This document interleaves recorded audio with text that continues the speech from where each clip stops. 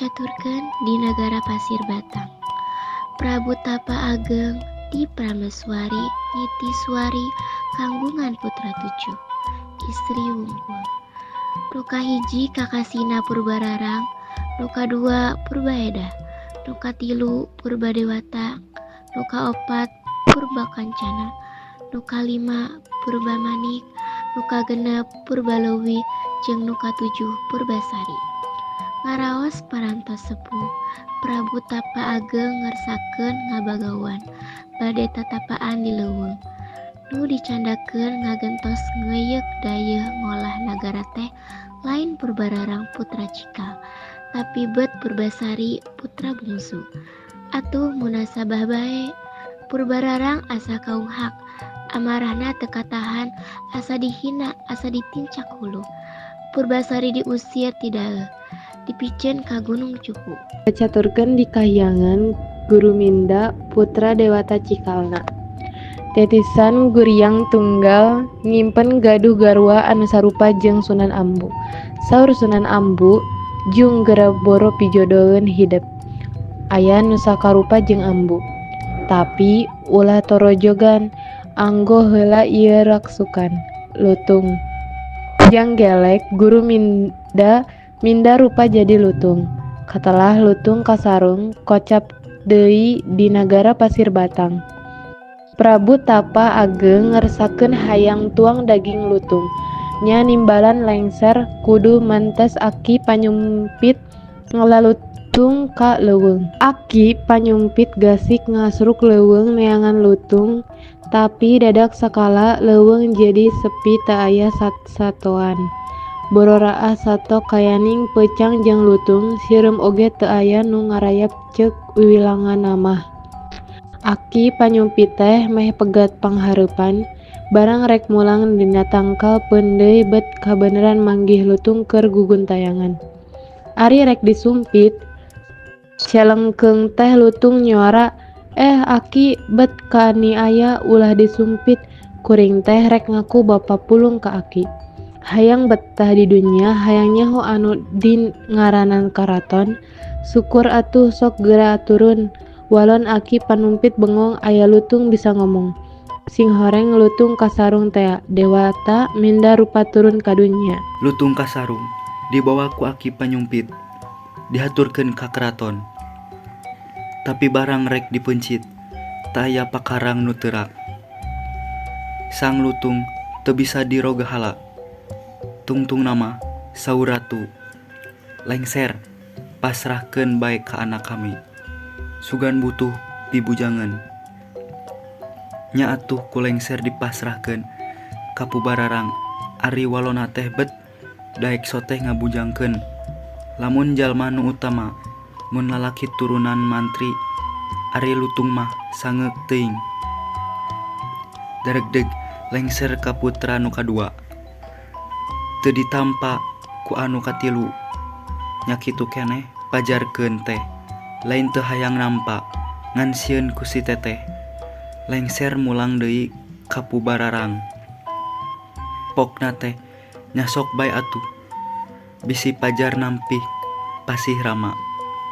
Lutung kasarung tetep di kraton, belenyeng lumpat ngintip para mojang anu lejeng keur ngangembrang ninung. Keur jarong-jarong ninung, ari kaloprak teh taropong Pubararang moncong kat kolong bale. Cing adi pangnyokotkeun taropong. Ih teteh, apan boga bujang lutung? Cek Purbalewi. Cing lutung pangnyokotkeun taropong di kolong bale. Derek-dek lutung lumpat, ulang ileng tong taropong dicokot. Ari berewek teh dibeubekeun meni jadi 5. Sor disodorkeun, jurig lutung taropong aing sabobogoh dibeubekeun lengser. Teu sudi kami mah, anterkeun si lutung ka si Purbasari di leuweung. Jut lengser turun, lutung unggek. Tuluy nuturkeun. Lutung kasarung ditampa ku Purbasari. Mamah lengser geuning si teteh aya keneh adilna. Kajeun lutung tambah suwung, kajeun hideung tambah keung nu di leuweung. Kajeun goreng tambah jempe nu nyorangan. Hatur nuhun bejakeun ka si teteh. tos haturan lengser mulang ka karaton. Caturkeun di sisi leuweung purba saling ngagoler dina palupuh sabebek. Di hateup welit sajalon lutung kasarun ngangres ningal kaayaan putri. Rep sang putri disireup, utun urang sare jeung kaula. Kula mah banget kutunduh. Sang putri lutung mah tara sare jeung manusa bisi geuleuheun. Rep putri Purbasari kulem tibra pisan. Deudeuh teuing putri teh nalang sapisan. Aing rek naneda ka Sunan Ambu, neda sapaat para pujangga. Niat misalin sang putri meumpeng sare. Garentes lutung kasarung guru minda mamalihan. Raksukan digedogkeun, brai baranang siga bentang, kakasepan guru minda kahiyangan.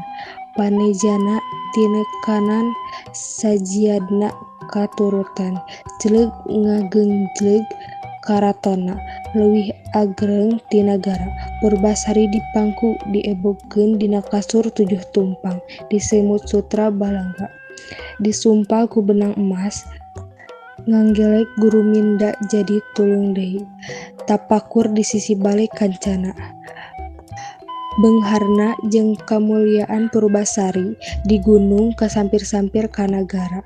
Purbararang nu goreng budi ti leuletik, nu goreng lampah ti bubudak, beuki tambah sirik, beuki tambah cicib. Rupa-rupa akal dikotektak, sangkan aya alesan keur ngarah pati Purbasari. Mimitina Purbasari dipeurih pati kudu mendet parakan. Baranang siang leuwih sipatuhan, mangkan saat sapeuting, mun teu bukti teuk-teuk beuheung keur nandona. Pitulung lutung kasarung dibantu Sunan Ambu jeung para pujangga. Ieu tanjakan teh laksana. Tuluy Purbasari dititah ngalabanten ti leuweung ku kasakten lutung kasarung. Banten teh kantuntun ku Purbasari ka nagara. Purbasari dipentes nyieun pakarang tantanan antembikeun jeung jarum potong. Jeung ditantang pahade-hade ngahuma. Geus tantung Purbasari dibere pasir anu pangganger angarna. Ari Purbararang mah di tempat nu hade. Tapi Purbasari unggul keneh. Rupa-rupa engkel Purbararang antukna Purbasari diajak pangeuna-ngeuna olahan. Paloba-loba samping, papanjang-panjang buuk, pageus-geus rupa. Tapi rakyat jeung jaksa nagara mutus teu weuleuh Purbasari anu unggul. Tuntungna Purbararang pinuh ku hate dir jeung ujub. Ngajak pakasep-kasep bebereuh, sagoreng-gorengna bebereuna manehna. Da pubuh manusa kakasi Indrajaya. Sakasep-kasepna bebereuh Purbasari lutung. Purbasari eleh. Tenggekna karisa ketokkeun diteuk-teuk. Cunduk kana waktuna lutung kasarung manggih putri panyileukanana. Putri nu sasorot jeung Sunan Ambu Purbasari. Lutung kasarung ngagedogkeun raksukanana. Baranyai hurung. Janggelek jadi guru minda deui. Indrajaya ngamuk, tapi teu bisa majar kumaha. Kaunggulan kadijjaanana. Purbasari ngadeg ratu di Pasir Batang jadi parameswari guru minda. Hari Purbararang jeung saderetna nu 4 deui dihukum kudu jadi pangangon. Indrajaya mah dihukum jadi pangarit, dibeukelan ari timah. Ngan anu pangais bungsu Purbaleuwih anu welasan ti baheula ka Purbasari ditikahkeun kaki bagus lembu halang. Ciciptaan tina raksukan lutung kasarung jadi papitah di Pasir Batang.